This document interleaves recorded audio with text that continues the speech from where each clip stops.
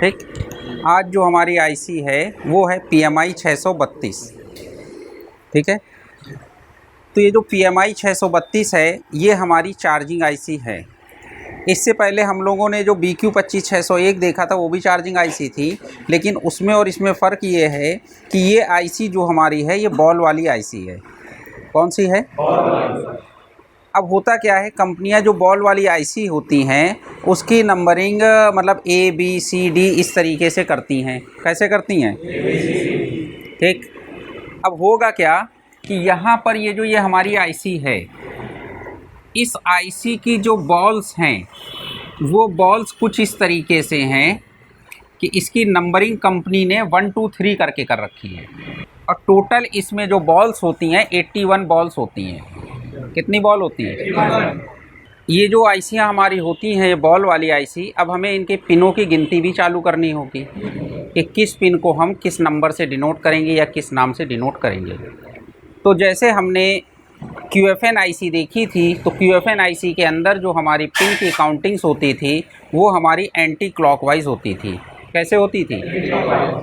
इसके अंदर जो हमारी ये बॉल वाली आईसी है इसकी गिनती जो हमारी होगी, जिसमें नंबर सिस्टम है, इसकी गिनती हमारी क्लॉकवाइज होगी। कैसे होगी? क्लॉकवाइज का मतलब ये है कि ये जो पहली पिन है इसका नंबर हो जाएगा 1 2 3 4 5 6 7 8 9। ठीक। फिर उसके बाद 10 11 12 13 ऐसे। बात समझ में आई? मतलब 1 2 3 4 5 6 7 8 9 ये हो गया। फिर इधर आ जाएंगे 10 11 12 13 14 15 16 17 18। ठीक। फिर इधर आ जाएंगे 19 20 21 22 23 24, फिर 25 26 27 28 29 30, मतलब ऐसे यूँ जाएंगे और फिर इधर से मतलब इस तरीके से हम चलते रहेंगे। अब होगा क्या कि ये हमारी आईसी है जिस भी मदरबोर्ड में लगी होगी उस पर कहीं ना कहीं एक गाइड मार्क बना होगा ऊपर से देखने में। तो जहाँ पर भी हमारा गाइड मार्क होगा वहाँ से हमारी गिनती चालू हो जाएगी। अब मान के चलिए इस आईसी में गाइड मार्क यहाँ पर बना हुआ था। अब अगर किसी मदरबोर्ड में ये आईसी लगी हुई है, उसका गाइड मार्क यहाँ पर है, तो 1 नंबर पिन कहाँ पर हो जाएगी? यहाँ पर हो जाएगी। और 9 नंबर पिन कहाँ पर आ जाएगी? यहाँ पर आ जाएगी। बात समझ में? फिर क्या होगा? 10 नंबर पिन यहाँ पर आ जाएगी। फिर 11 12 13 14 15, फिर उसके बाद कंप्लीट होगा, फिर यहाँ से चालू हो जाएगी। ठीक। एक कंडीशन ये हो सकती है कि ये आईसी का गाइड मार्क क्या है, यहाँ पर हो सकता है। तो फिर काउंटिंग 1 2 3 4 5 6 7 8। तो पहली बात तो ये काउंटिंग समझ में आ गई कि नहीं आ गई? अब अगर हमने सर्किट डायग्राम के अंदर देखा, सर्किट डायग्राम से हमको ये पता चल गया कि भाई कोई भी सप्लाई है या कोई भी वोल्टेज है, चाहे वो चार्जिंग कनेक्टर से आ रहे हों या CPU से आ रहे हों या पावर आईसी से आ रहे हों, कहीं से भी आ रहे हों, कोई भी वोल्टेज हैं, हमको ये पता चल गया कि भाई ये 9 नंबर पिन पे आएगा या 8 नंबर पिन पे आएगा। कहाँ पे आएगा? भाई हम लोग जब डायग्राम देखते हैं तो डायग्राम तो हमारा ऐसे बना होता है। अब बस यहाँ पे 8 number 9 number 10 number 11 number XYZ जो भी पिनें लिखी होंगी ये पता चल जाता है भाई 8 नंबर पिन पे सप्लाई जा रही है। तो जब हमको गिनती करना होगा, अगर पता चला कि 8 नंबर पिन पे आ रही है, अगर ये आईसी ऐसे है तो हम समझ जाएंगे यहाँ वाली जो लास्ट से पहले वाली बॉल है इसके ऊपर सप्लाई आएगी कि नहीं आएगी? आएगी। अब 10 नंबर ये 11 12 13 14 15 16 17, अगर ये पता चल गया कि 8 और 17 दोनों पे आएगी तो इसका मतलब ये 8 और 17 आपस में जुड़ी हुई हैं कि नहीं जुड़ी हुई? ठीक। तो 18 नंबर पिन ये हो जाएगी, 27 नंबर पिन ये हो जाएगी किनारे वाली। ऐसे ही 9 प्लस करते चलेंगे क्योंकि एक साइड में 9 बॉलें हैं। टोटल आखिरी में जाके हमारी क्या है? 81 बॉल है। ठीक। अब अगर हमको डायग्राम में ये पता चल गया कि आपकी कोई सप्लाई है या कोई भी सिग्नल है, पता चला कि 70 नंबर पिन के ऊपर आ रहा है, कहाँ जा रहा है, तो हम इसी तरीके से अपनी काउंटिंग स्टार्ट करेंगे। मान के चलिए कि जो पहली लाइन है 9, ये दूसरी 18, तो ये को कितना हो जाएगा यहाँ पे? यहाँ पर, यहाँ पर, यहाँ पर, यहाँ। ठीक। अब अगर हमको पता चल गया कि 75 नंबर पिन है या 74 नंबर पिन है, तो 74 या 75 नंबर पिन कहाँ पर होगी? 72 ये हो गया, तो 73 आ जाएगी कि नहीं आ जाएगी? आ जाएगी। तो इसी तरीके से हम लोग अपना देखते हुए चलेंगे। बात समझ में आई? या बीच के कोई 60 62 नंबर पिन है तो उसको उस हिसाब से उस लाइन में हम लोग देख लेंगे, काउंटिंग कर लेंगे। तो आईसी में किस किस बॉल के ऊपर जाना है, क्या जाना है, वो पता चल गया। अब आपने क्या किया कि ये हमारा मदरबोर्ड था, इस मदरबोर्ड के ऊपर आईसी लगी हुई, तो ये आपका मदरबोर्ड था। अब ये किसी भी मॉडल का हो सकता है, इस पे ये आईसी लगी हुई थी, ठीक। अब आपकी इसमें गाइड मार्क कहाँ था, यहाँ पर था, तो इसका मतलब 1 नंबर पिन ये हो गई। अब जब आप आईसी हटाएंगे तो आईसी को यूँ पलटा देंगे। कैसे करेंगे?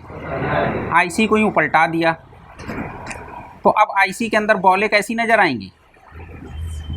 इस तरीके से नज़र आ जाएंगी। तो अब आपने आईसी यूँ रखी हुई थी, जब आपने आईसी को यूँ पलटा दिया तो अब बॉलें आपको ऐसे गिननी है, क्योंकि गाइड मार्क यहाँ पीछे है। तो अब आपकी 1 नंबर पिन ये, 2 ये होगी, 3 ये होगी, 4 ये होगी, 5 ये होगी। बात समझ में आई? अभी जब आपने इस आईसी को यूँ रख दिया तो गिनती यूँ चल रही थी।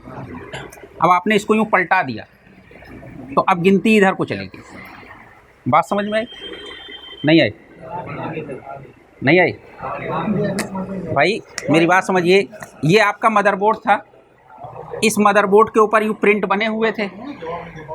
मेरी बात सुनिए, इस मदरबोर्ड के ऊपर ऐसे यूँ प्रिंट बने हुए थे। प्रिंट का मतलब ये है कि ये बॉल्स बने हुए थे भाई। ये मदरबोर्ड है, अभी आईसी नहीं लगी है, ठीक है ना। ऐसे यूँ आपके बॉल्स बने हुए थे। अभी मान के चलिए हमने 5-5 बॉलें बनाई हैं, ठीक है। अभी आपने ये आईसी इसके ऊपर रख दी तो ये आईसी का गाइड मार्क आपका ये है। तो हम अगर इसको ऊपर से काउंट कर रहे हैं तो 1 2 3 4 5 ऐसे आ रही है। अब हमने इसको जब पलट दिया तो ये हिस्सा अब इधर आ गया ना, तो अब गिनती हमारी ऐसे चल जाएगी।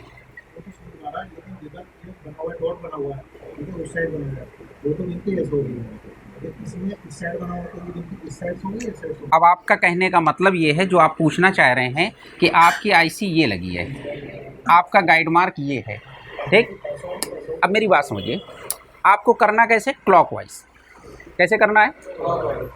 क्लॉकवाइज का मतलब ये घड़ी हो गई, यूँ घूमेगी तो आपकी गिनती 1 ये हो गई, 2 ये हो गई, 3 ये हो गई, 4 ये हो गई। बात समझ में आई? अगर आपका गाइड मार्क यहाँ आ गया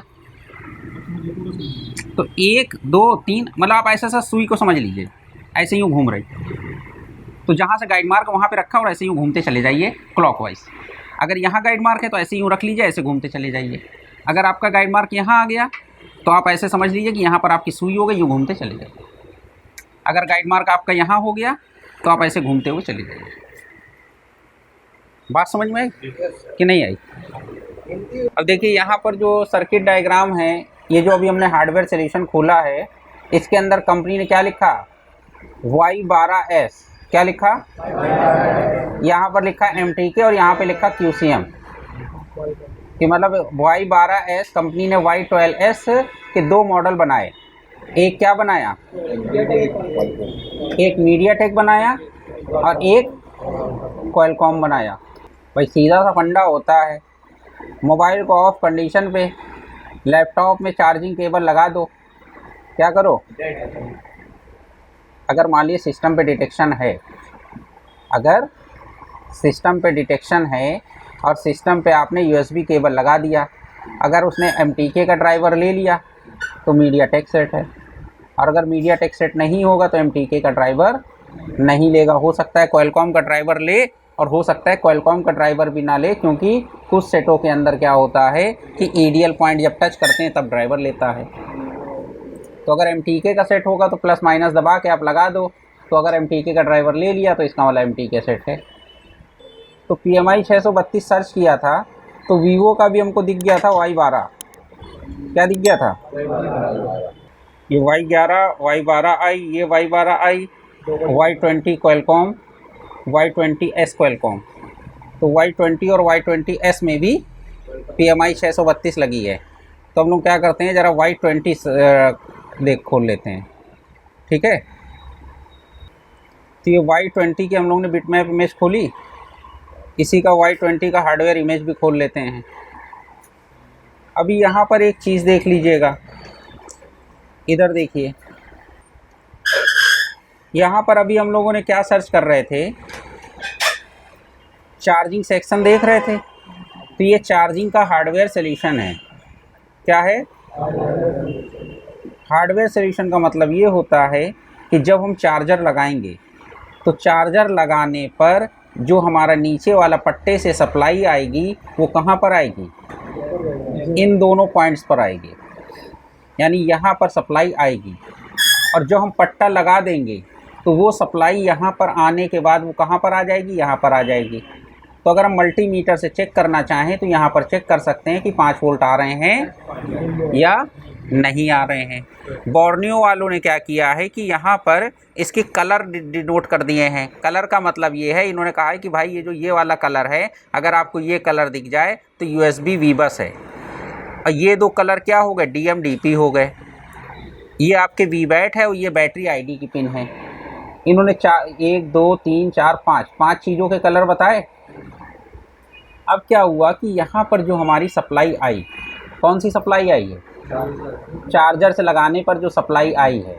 अगर हमारे पास मोबाइल बनने आया है और ये मदरबोर्ड है, तो इस मदरबोर्ड में जब हम पट्टा लगा देंगे, क्या लगा देंगे, जब पट्टा लगा देंगे तो पट्टा लगाने के बाद में अगर हमने नीचे चार्जर लगा दिया मोबाइल में, तो अगर हमको वोल्टेज चेक करना है तो कहाँ पर चेक कर सकते हैं, यहाँ पर चेक कर सकते हैं। यहाँ पर हमको वोल्टेज मिल जाएगा। अब यहाँ के बाद इन्होंने बताया कि भाई ये जो वोल्टेज हैं ये निकलेंगे और ये कहाँ जा रहे हैं, यहाँ पर आ रहे हैं। अब देखिए कि यहाँ पर ये जो ये वोल्टेज हैं USB VBUS क्या है, यहाँ से वोल्टेज आए, यहाँ पे आए और यहाँ से आने के बाद में किनारे इस कैपेसिटर पे आए, इस कैपेसिटर पे आ गए, और उसके बाद में ये IC के कोने में 1 नंबर पिन ये हो गई कि नहीं हो गई। क्यों, क्योंकि ये जो IC हमारी बनी हुई है।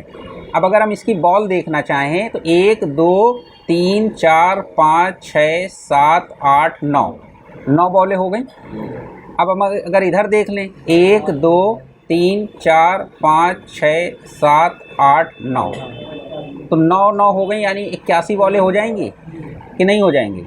तो इसने कहा कि भाई ये जो यहाँ पर ये कैपेसिटर है, इसके किनारे वाले पिन के ऊपर, इसके ऊपर 5 वोल्ट आपके आ जाएंगे। जब यहाँ पर वोल्टेज आएंगे तो यहाँ पर वोल्टेज आने के बाद में इस IC के अंदर अपनी स्विचिंग होगी। सारी पिनें तो ये नहीं बताएगा, मेन पिनें ये बता रहा है, और ये बता रहा है कि साहब ये स्विचिंग होगी, और स्विचिंग होने के बाद ये वोल्टेज किस पे आएंगे, कॉइल पे आएंगे। किस पे आएंगे, कॉइल पर आएंगे।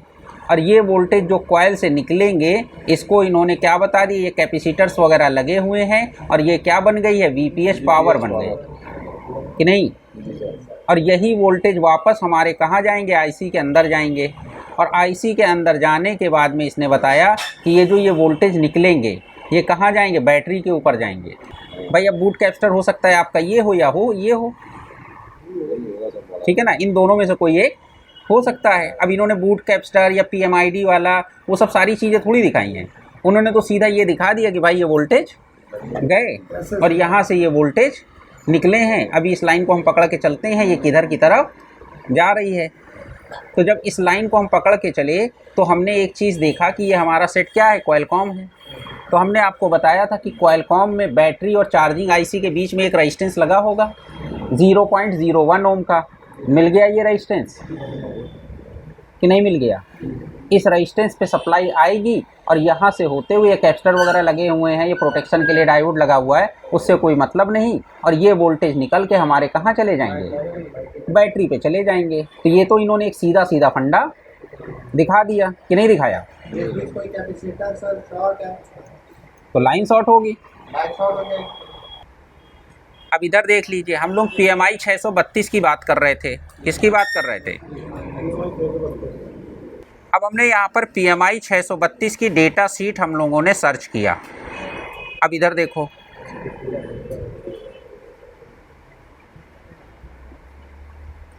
अब PMI 632 की जब हम लोगों ने डेटा शीट सर्च किया तो उस डेटा शीट के अंदर ये जिसने भी ये डेटा शीट या एक तरीके से ये पिन आउट डाले, उसके अंदर ये देखो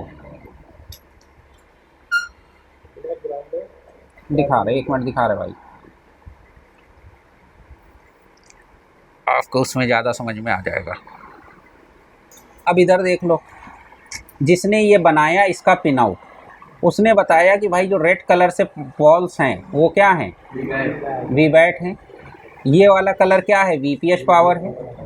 ये LCD आउट है, ये चार्जिंग वाला है, ये ग्राउंड है। और जो सफ़ेद कलर से पिने हैं ये NC हैं, दिखाया गया है। अब इन्होंने ये बताया कि 1 नंबर पिन पर USB इन आएगी। किस पे आएगी? साथ में इन्होंने बताया कि 10 और 11 पे भी आएगी। किस पे बताया?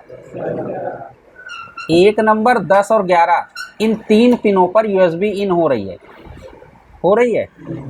अब अगर हम बोर्नियो की बात करें तो बोर्नियो ने जो हमको दिखाया, बोर्नियो सिर्फ एक ही पिन दिखाई है, 1 नंबर पिन।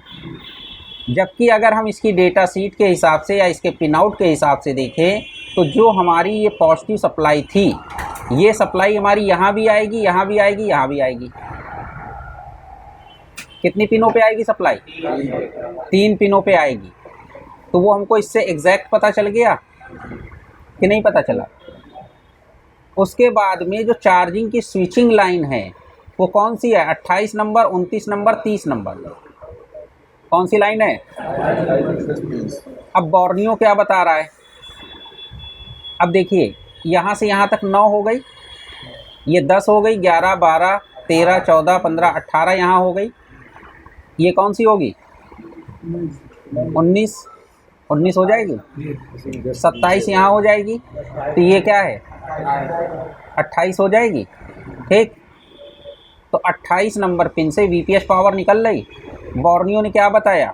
केवल 28 बताया है, जबकि ये सप्लाई 3 पिनों से निकलेगी। किससे निकलेगी? तो इसका मतलब अगर बोर्नियो वाले ने ये जो बताया था, अगर ये तीनों पिनों को आपस में मिला देता तो ज़्यादा अच्छा रहता। भाई कुछ आपको भी तो दिमाग लगाना है अपना। ठीक, उसने केवल एक पिन बता दी, इससे निकल रही है, बाकी और भी पिनों से निकल रही। तो हमने जब डेटा शीट देखा तो उससे हमको ये पता चल गया कि ये तीनों बॉलें आपस में एक ही हैं कि नहीं है। तीनों पॉइंट आपस में शॉर्ट होंगे कि नहीं होंगे? यानी क्योंकि तीनों से सप्लाई निकल रही। रिशु बाबू, बात समझ में आई? तो बगल वाले से जंपर दे सकते हैं ना, क्या दिक्कत है? वो जंपर के लिए वो दूसरा वाला बता रहा है, जो फुल इंफॉर्मेशन मिल रही है वो इसलिए मिल गया। अगर ये प्रिंट ओपन हो जाए तो बगल वाला प्रिंट तो है, तो ये तीनों प्रिंट आपस में क्या है? एक ही सप्लाई है। तो इसका मतलब ये तीनों ट्रैक आपस में शॉर्ट हैं। अगर आपने मल्टीमीटर की प्रोब कहाँ पे रखी? यहाँ पे रखी, यहाँ पे रखी, यहाँ पे रखी। आपने IC हटा लिया मदरबोर्ड से, IC आपने हटा दिया और मल्टीमीटर की एक प्रोब यहाँ रखी और दूसरी प्रोब यहाँ रखेंगे तो बीप बजेगी। और प्रोब अभी आपने पहली यहीं रखी, इस पे रखी है, इस पे रखी, तीनों आपस में भी देंगी। बात तो बगल में 29 नंबर वाले से लगा सकते हैं ना, पैड बना सकते हैं, क्या दिक्कत है? हाँ, बात समझ में आई भाई कि नहीं आई? आ गई। अब इधर देखिए, यहाँ पर हमको ये स्विचिंग वाली पिन पता चल गई। अब इसके बाद इसने कहा है कि भाई ये वाली पिनों से बैटरी की सप्लाई जो है, यहाँ पर थोड़ा सा देखिए रेड कलर से है Vbat। तो बैटरी के लिए जो वोल्टेज निकल रहे हैं वो ये 3 पिनें हो गई और साथ में ये पिनें हो गई, 5 पिनें हो गई। तो अगर हम बोर्नियो में देखें तो बोर्नियो वाले ने ये 5 पिनें हमको नहीं दिखाई हैं। कितनी हो गई? 73। ये ऊपर वाली क्या है? 64, 65, 66 और 73, 74। तो इसका मतलब ये पिन, ये पिन, ये पिन और ये पिनें, 5 पिनें किससे कनेक्टेड हैं? बैटरी से कनेक्टेड हैं। तो बोर्नियो तो अपनी जगह है ही है, बाकी हमको अपना भी दिमाग चलाना है, नहीं चलाना है? चलाना है ना। हैं? जब प्रिंट ओपन हो जाए या मान लीजिए किनारे की आपकी प्रिंट उखड़ जाती तो आप तो कहते साहब सप्लाई नहीं आएगी, प्रिंट नहीं है, जबकि ऑप्शन है बगल में। ठीक, यहाँ पर भी मदरबोर्ड में ऑप्शन है, तो IC में भी ऑप्शन दे रखा होगा। बिल्कुल दे रखा होगा। उसके लिए प्रिंट बनाना पड़ेगा। प्रिंट बना देंगे तो ज़्यादा अच्छा रहेगा। अब ये देखिए मदरबोर्ड के 2 हिस्से हैं, एक PCB का ये साइड है और एक बैक साइड है। तो ये IC साइड वाला, इसके पीछे CPU और MMC हो जाएगी मदरबोर्ड में। ठीक, तो अब ये हमारा बिटमैप इमेज है, ये वाला CPU MMC वाला साइड है, तो इसको नहीं देखना है। चार्जिंग IC हमारी कौन सी होगी? वो ये होगी कि नहीं होगी? तो यहाँ पर ये हमारी IC, ये जो बिटमैप इमेज है, बिटमैप इमेज में यहाँ पर हमको दिखाई पड़ रही है कि नहीं दिखाई पड़ रही? अब अगर हम लोग ये बिटमैप इमेज को देखते हैं तो बिटमैप इमेज क्या होती है कि हमको ये बता देती है कि कौन सी लाइन कहाँ से जुड़ी है। क्या बताती है? तो अभी हम लोगों ने क्या देखा कि यहाँ पर जब हम लोगों ने देखा था, अभी इसको ये देखिएगा, तो यहाँ पर 1, 10 और 11 नंबर पिन आपस में जुड़ी थी। अब अगर हम बोर्नियो में देखें तो बोर्नियो वाले ने भी यही बताया है कि 1, 10, 11 आपस में जुड़ी है। ये बिटमैप इमेज का ये फायदा होता है कि आपको बिना मल्टीमीटर लगाए ये पता चल जाएगा कि कौन सी लाइनें कहाँ से जुड़ी हैं। अगर आपको ये देखना है कि यहाँ पर जो सप्लाई आ रही है वो कहाँ जा रही है, तो आप अगर इसके ऊपर क्लिक करेंगे तो ये लाइन जहां भी जा रही होगी आपको लाइन दिखाई पड़ जाएगी। आई बात समझ में? तो अगर आपको ये देखना है कि इस बॉल के ऊपर जो सप्लाई आ रही है वो कहां से आ रही है, तो ये देखिए जैसे ही हमने इसके ऊपर क्लिक किया, क्या किया है, तो ये लाइन यहां से बता रहा है कि ये लाइन यहां से और ये आगे आपका कनेक्टर। तो इसका मतलब ये हो गया कि जब हम अपना पट्टा लगा देंगे तो जो सप्लाई यहाँ पर आएगी वो सप्लाई कहाँ जा रही है, यहाँ पर आ रही है, चार्जिंग आईसी की इन बॉलों के ऊपर आ रही है। बात समझ में आई? अगर आपने जैसे इसके ऊपर क्लिक कर दिया तो यहाँ पर ये पता चल गया कि ये सारी पिनें आपस में क्या हैं, जुड़ी हुई हैं। और ये पिन कहाँ से कहाँ को जा रही है, या मान के चलिए कि कई बार ऐसी दिक्कत आती है कि आपका मान लीजिए ये कैपेसिटर लगा है, क्या है, और ये इंटरनली कहीं से लाइन ब्रेक हो गई। अब हमको ये पता करना है कि इस कैपेसिटर पे सप्लाई कहाँ से आ रही है। तो ये हमारा बिटमैप इमेज ये दिखा देता है कि ये बॉल से इसने लाइन दिखाई, तो इसका मतलब इस कैपेसिटर के ऊपर सप्लाई या तो बॉल से यहाँ पे आ रही है और या इस कैपेसिटर पे जो सप्लाई आ रही है वो यहाँ जा रही है। कुल मिला के ये दोनों लाइनें आपस में जुड़ी हुई हैं। बात समझ में आई? कभी कभी क्या होता है कि हमारे मदरबोर्ड में कोई रेजिस्टेंस उखड़ गया या रेजिस्टेंस लगाने की जगह नहीं है, तो हमको ये समझ में नहीं आ रहा है कि इस रेजिस्टेंस से सप्लाई कहाँ से आ रही है या इस रेजिस्टेंस से सप्लाई निकल के कहाँ जा रही है। तो हम लोग क्या करते हैं कि बिटमैप इमेज के ऊपर क्लिक करते हैं। या दूसरी चीज एक कंडीशन ये आती है, मान लीजिए आपके मदरबोर्ड में बैटरी कनेक्टर लगा था, क्या लगा था, या आपका डिस्प्ले कनेक्टर लगा था, ठीक। अब वो कनेक्टर में मान लीजिए कोई आपका कनेक्टर किसी ने गलती से उखाड़ दिया या हॉटगन से निकाल रहा था, हॉटगन से निकालने में प्रिंट चले गए। अब कनेक्टर तो लगा देंगे लेकिन कनेक्टर की पिनें कहाँ जोड़ें, पता चलेगा।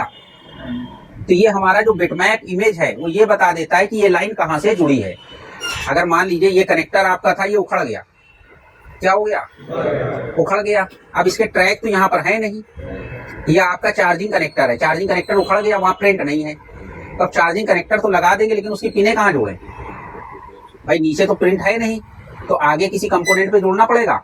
तो वो कंपोनेंट कौन सा होगा, उसके लिए जैसे आपने जहां पर क्लिक करेंगे तो ये पता चल गया कि भाई अगर यहाँ पे ये ट्रैक नहीं है तो जो भी आपने लगाया है उसकी लाइन कहाँ से, ये जहां से भी होगी ये पूरी लाइन आपको दिखाई दे जा रही है। उसने ये दिखा दिया भाई ये और ये दोनों लाइनें आपस में जुड़ी हुई हैं, तो जो भी लाइनें होंगी आपको सारी इसमें पता चल जाएंगी। जंपर लगा देंगे, जहां से लाइन आ रही होगी पहुंच जाएगी, लाइन नहीं पहुंच जाएगी।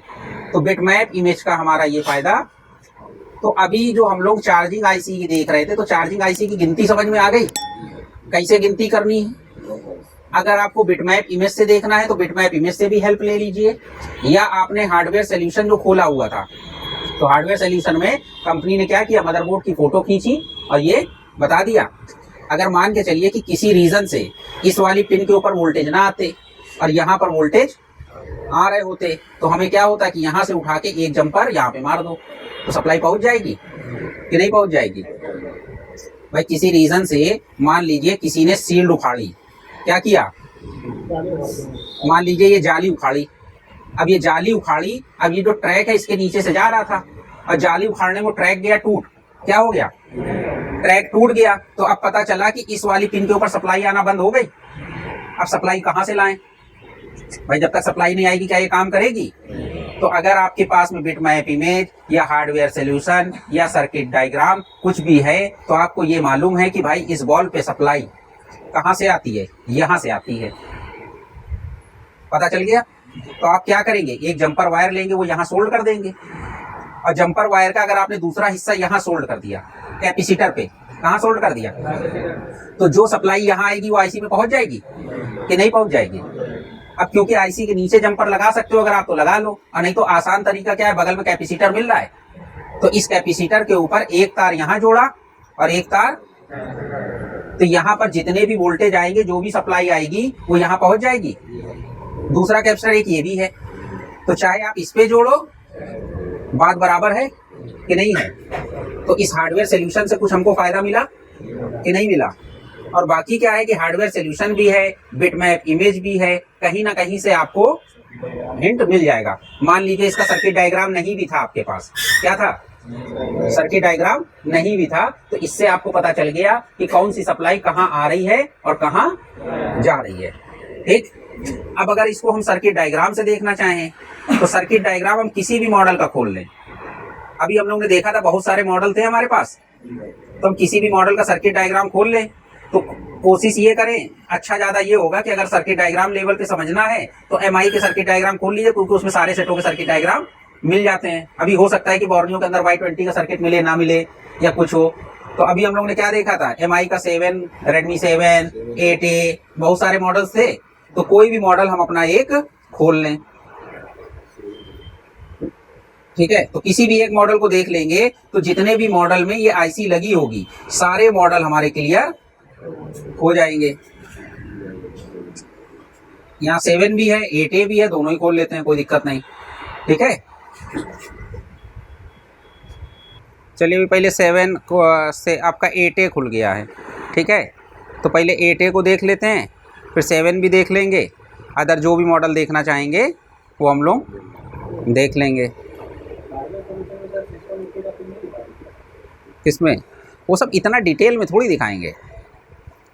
अब यहाँ पर जो हमारी आईसी है, कौन सी आईसी है, PMI 632, कौन सी है, इसका पार्ट नंबर है U1101, B है तो U1101A भी होगी। अब इधर देखो आगे U1101A में, अब जो PMI 632 आईसी है, इस आईसी की pin number 1 number, 10 number, 11 number pin पे वोल्टेज इन हो रहे हैं। ये हमको सर्किट डायग्राम बता रहा है। क्या बता रहा है कि 1 नंबर और 10 नंबर और 11 नंबर पिन के ऊपर वोल्टेज आएंगे।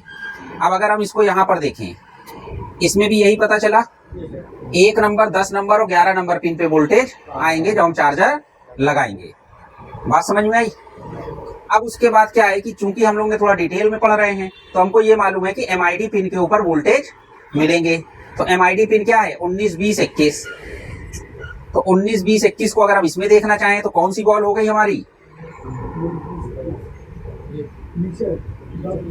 ये देखिए, ये एमआईडी पिन वाली वोल्टेज वाली पिन हो गई। ये 3 पिने हो गई 19, 20, 21, यानी इस पिन पे 5 वोल्ट मिलेगा। बात समझ में आई। अब इसके बगल में चूंकि कैपेसिटर लगा ही होगा तो ये कैपेसिटर C1102 हो गया। तो अभी जो हम लोग सर्किट डायग्राम या हमने उसमें देख रहे थे, हार्डवेयर सोल्यूशन वगैरह भी देख रहे थे, तो उसमें जो हमारी, जैसे मान लीजिए ये 1 नंबर पिन ये थी, तो यहाँ पर इसी के बगल में कैपेसिटर लगा होगा कि नहीं लगा होगा। ये मॉडल भले ही चेंज है लेकिन कैपेसिटर, अब अगर हम इसको देखें तो ये कौन सी पिन बता रहा है, 19, 20, 21, ठीक। तो 1 नंबर ये थी, 10 ये थी, तो 19 ये हो जाएगी। तो ये बगल वाला हो गया कैपेसिटर कि नहीं हो गया। तो ये वाला कैपेसिटर हमारा क्या हो गया, एमआईडी वाला हो गया, ठीक कि नहीं हो गया। भले मॉडल चेंज है तो क्या दिक्कत है, हो गया।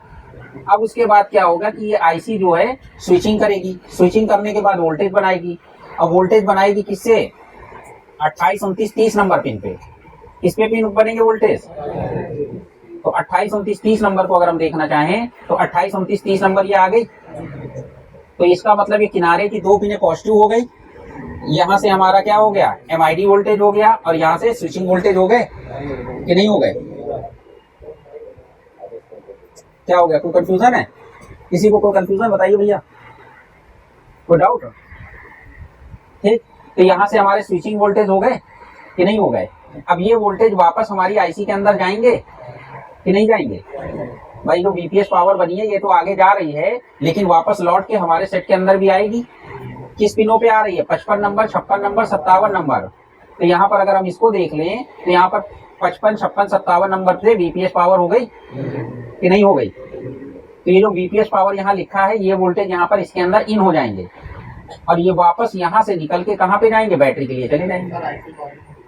हैं? क्या कह रहे हो? मतलब किस में दिखा दे बताइए, इस पे कौन सी पिन देखनी है? देखो अब इधर देखो, अब इधर देखो, मेरी बात समझो। ये नीचे से 2 लाइनें छोड़ दें, तीसरी लाइन पे आ जाए। अब इधर देखो, 2 छोड़ दिया, तीसरे पे आ गए, ये हो गया।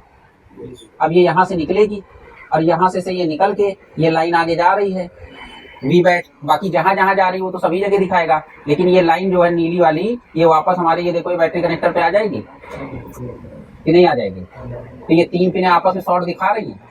अगर हमने इसको देखा था तो इसके अंदर भी हमारी ये पिनें शॉर्ट दिखा रही है वी बैट, ठीक। तो यहाँ पर जो हम लोगों ने देखा कि ये हमारी जो आईसी के अंदर पावर इन हो जाएगी। पावर इन होने के बाद में वीपीएस पावर एंट्री कर गई वापस, और जो वीपीएस पावर आएगी वो वापस निकल के बैटरी के ऊपर चली जाएगी। इस आईसी के अंदर कुछ चीजें और थोड़ा सा डिफरेंट है। डिफरेंट का मतलब ये है, कल हम लोगों ने ये देखा था कि इस आईसी से जो हमारा चार्जिंग कनेक्टर होता है, चार्जिंग कनेक्टर से डीएमडीपी वाली लाइन निकल के सीपीयू में जाती है। लेकिन यहाँ चार्जिंग आईसी से रेजिस्टेंस लगा के उस लाइन के ऊपर पुल अप दिया जाता है कि नहीं दिया जाता है? तो वो लाइन हमारी ये हो गई डीएमडीपी वाली। इसके अंदर अब एक चीज और एक्स्ट्रा मिलेगी आपको। वो एक्स्ट्रा चीज क्या होगी? CCID 1 और 2 क्या हो जाएगी? CCID 1 और 2। CCID 1 और 2 का मतलब ये है कि अगर किसी फोन के अंदर टाइप सी वाला चार्जिंग कनेक्टर लगा होगा, क्या लगा होगा? तो जिस फोन के अंदर टाइप सी वाला चार्जिंग कनेक्टर लगा होता है उसमें आईडी पिनें 2 होती हैं। क्या होती है? 2 आईडी पिन होती है टाइप सी वाले चार्जिंग कनेक्टर के अंदर। और जो हमारे नॉर्मल फोन होते हैं 5 पिन वाले, जो V8 वाला चार्जिंग कनेक्टर होता है, जो नॉर्मल चार्जिंग कनेक्टर बोलते हैं, उसके अंदर आईडी पिन एक ही होती है। क्या होती है? एक होती है। तो अगर कंपनी ने इस मॉडल के अंदर टाइप सी वाला चार्जिंग कनेक्टर लगा देगी तो इसके अंदर आईडी पिन 2 हो जाएंगी। बात समझ में आई? कस्टमर जब एक बार पलट के लगाएगा तो ऊपर वाली पिन की आईडी पिन हो जाएगी, और जब पलट के लगा देगा मतलब तो नीचे वाली। तो नॉर्मल चार्जिंग कनेक्टर अगर होता है तो उसके अंदर आईडी पिन 1 होती है, और अगर टाइप सी वाला चार्जिंग कनेक्टर है आपस में कनेक्ट नहीं होती है, अलग अलग होती है। बात समझ में? तो अगर किसी फोन में टाइप सी वाला चार्जिंग कनेक्टर लगा है तो उस फोन में भी आईसी काम में आ जाएगी। अगर इसके अंदर एक ही आईडी पिन होती, क्या होती? एक आईडी पिन होती, तो ये केवल उसी फोन में आईसी लग सकती थी कि जिसके अंदर केवल नॉर्मल कनेक्टर लग रहा।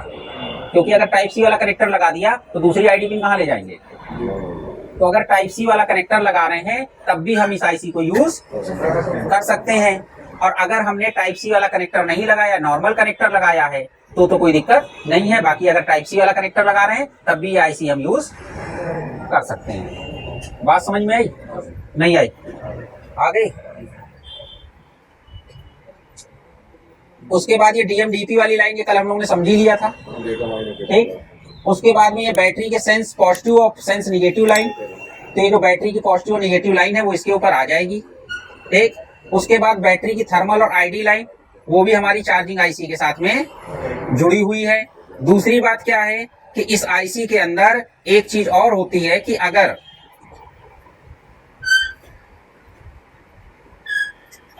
ये आईसी कंप्लीट ओके होती है, क्या होती है? तो ये अपना सिस्टम पावर गुड भी निकालती है। क्या निकालती है? सिस्टम पावर गुड निकालेगी, जो कि हमारी पावर आईसी को जाएगा। किसको जाएगा? पावर आईसी को जाएगा। एक बेसिक आर्किटेक्चर तो हमारा ये बन जाएगा कि ये वोल्टेज आएंगे ओवीपी या जो भी सर्किट है हमारा, उसके थ्रू वीबस की एंट्री हो जाएगी, चार्जिंग वोल्टेज आ जाएंगे। चार्जिंग वोल्टेज आने के बाद में यहाँ से क्या होगा? पीएमआई जो एमआईडी वोल्टेज बन जाएंगे कि नहीं बन जाएंगे? उसके बाद में क्या होगा कि यहाँ से हमारा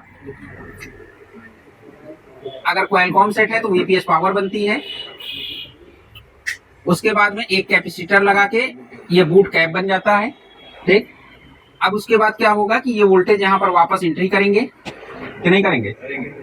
और ये वापस हमारी बैटरी के ऊपर चले जाएंगे। ठीक, अब जब ये वोल्टेज हमारे बैटरी के ऊपर जाएंगे, क्योंकि क्वालकॉम सेट है तो बीच में एक रेजिस्टेंस लगा होगा 0.01 ओम का। ठीक, अब अगर इस आईसी के अंदर फ्यूल गेज फंक्शन है, क्या है? अगर इस आईसी के अंदर फ्यूल गेज है तो ये आईसी से कनेक्ट हो जाएगा। ठीक, उसके बाद ये जो हमारी बैटरी है, बैटरी की अगर पॉजिटिव लाइन अगर हमने इस आईसी से कनेक्ट कर दिया तो ये बैटरी की पॉजिटिव लाइन यहाँ पहुंच गई। भाई यहाँ से तो पॉजिटिव जा ही रही थी, रेजिस्टेंस के थ्रू जा रही थी, यहाँ से क्या हो जाएगा, ये हमारी डायरेक्ट चली जाएगी, तो ये बैटरी की सेंस पॉजिटिव लाइन बन जाएगी कि नहीं बन जाएगी? और ग्राउंड वाली लाइन भी हम उठा के यहाँ पर दे देंगे तो बैटरी सेंस नेगेटिव हो जाएगी, तो यानी बैटरी सेंस एक प्लस और एक माइनस की लाइन बन जाएगी कि नहीं बन जाएगी? बन जाएगी। अब उसके साथ में क्या होगा कि यहाँ पर हमारा एक सीपीयू लगा होगा। अब सीपीयू के ऊपर क्या होगा, डीएम और डीपी वाली लाइन आ जाएगी। क्या आ जाएगी? डीएम और डीपी वाली लाइन आ जाएगी। और डीएम और डीपी वाली लाइन के ऊपर यहाँ पर क्या होगा कि इस आईसी से 330 ओम का रेजिस्टेंस लगा के पुल अप दे दिया जाएगा।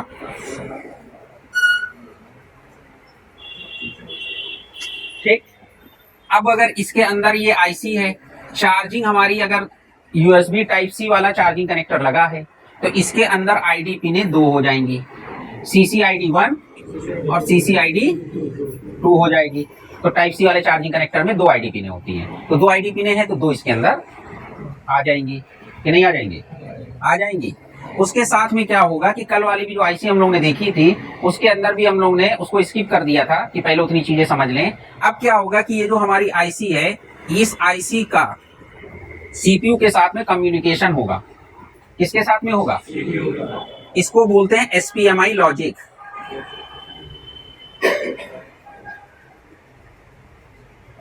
सीरियल पेरिफेरल मैनेजमेंट इंटरफेस, मतलब कुल मिला के ये सीपीयू का चार्जिंग आईसी के साथ में कम्युनिकेशन होगा। बात समझ में? तो एक तरीके से जो हमारी चार्जिंग आईसी है उसका डेटा कहाँ जाएगा? सीपीयू में जाएगा।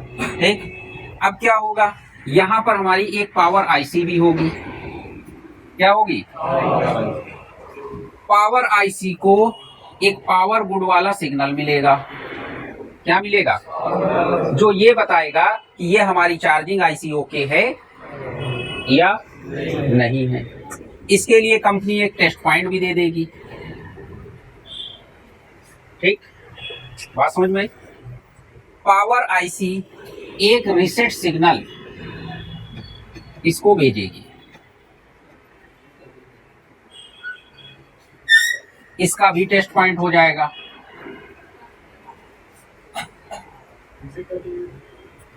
चक्कर क्या है कि जो हमारी पावर आईसी है, जब हमारी ये देखेगी कि हमारी चार्जिंग आईसी पूरा ओके है तो वो एक रीसेट सिग्नल भेजेगी कि इसकी पावर को होल्ड करने के लिए। क्या करने के लिए? कि भाई अगर सब ओके है तो तुम अपनी पावर बनाओ, मतलब पावर मतलब प्रॉपर बनाते रहो, कोई दिक्कत नहीं। तो इसका मतलब ये है कि हमारा जो है रीसेट है वो भी बनना चाहिए और साथ में पीएस जो हमारा पावर गुड वाली लाइन है वो भी ओके होनी चाहिए, मतलब स्पिन के ऊपर भी आपको वोल्टेज मिलना चाहिए, जो सिस्टम ओके के नाम से भी कुल मिला के हमारा जो है ये पावर गुड होता है।